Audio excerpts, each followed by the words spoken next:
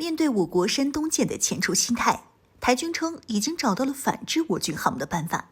这简直就是挨火箭弹的命，操着航母的心。来看详细情况如何。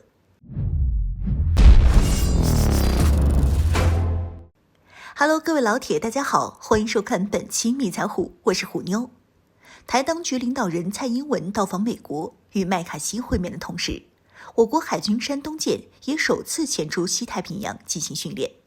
并且距离美军的尼米兹号航母十分之近，已经进入了双方航母的警戒范围和舰载机作战范围。尽管对于这一情况，我国解释是一次很正常的训练，是为了山东舰队正式形成战斗力的第21次航训，但很多人都认为这是我国进行的反制和警告，是给台当局和美国展示实力看的。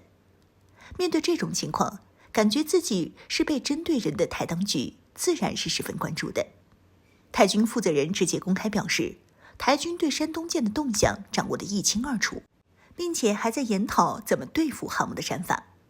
按照台军负责人邱国正的说法，本次山东舰首次前出西太平洋演训，只带了2艘舰艇，其中一艘为柳州号导弹护卫舰，另一艘为查干湖号补给舰。经过仔细研讨后，台军得出了一个结论：解放军航母的战斗编队虽然整体上比较强大，但是有着防护缺口。在解放军的航母编队中，一般是由多艘驱逐舰、护卫舰以及补给舰组成，从而支撑航母的远洋作战能力。但是补给舰的航速较慢，防御也比较弱。如果真到了战时，台军可以对解放军航母编队中航行速度较慢的补给舰进行打击。一旦将航母编队中的综合补给舰击沉，那么失去了补给的航母编队会因为没有补给而不得不结束作战返航。如果说仅从这次山东舰出海的配置来看，台军的确是有可能击沉山东舰编队中的补给舰的，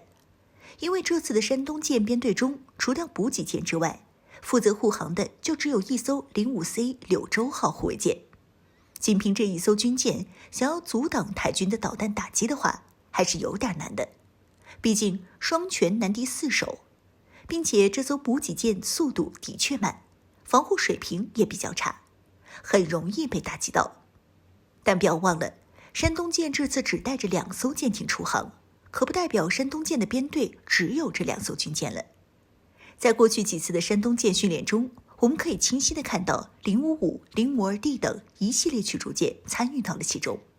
一旦到了正式作战，那么一艘山东舰配备的驱护舰肯定要突破2位数，并且这次看到的山东舰只带了2艘舰艇，那只是表面上的。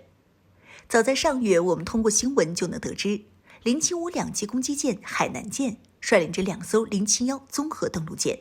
总共3艘两栖战舰前出演练，而这3艘两栖战舰的吨位加起来就有将近10万吨了。另外，在上月底的28日，我军一艘815型侦察船开阳星号经过对马海峡进入了日本海，一艘052C 驱逐舰长春号和一艘05C 护卫舰安阳号从冲绳岛进入了西太平洋。除海军之外，空军更是在对台巡航上没停歇过。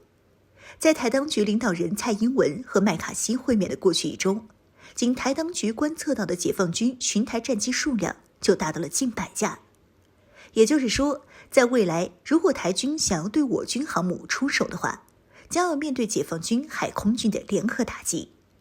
以台军的实力来看，想要抵挡得住，恐怕是有点难。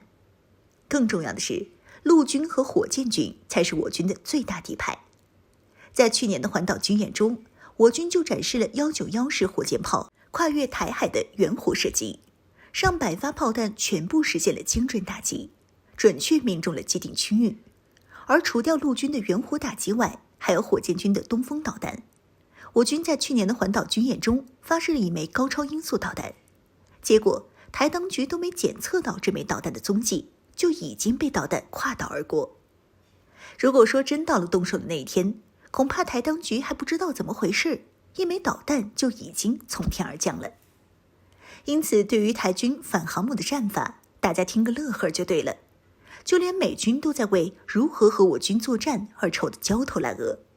在第一岛链这块，只要美军敢进来，那就是送菜的。而靠着美军送的装备过日子的台军，难道还能比美军更强？直接瓦解我军航母编队。在交手前，我军直接一轮远火洗地，到时候岛上军事设施全部被摧毁，仅凭台海军那3瓜俩枣，都不需要出动鹰击21就能轻松解决。如果说台军真想要研究反航母的话，那还是先研究下怎么才能扛住解放军的远火射击，不要老是做着这种反航母的幻想。在火箭炮这块，解放军到时候来个万炮齐鸣，场面可比去年环岛军演时热闹得多。到了动手的时候，可不是演习一下那么简单了。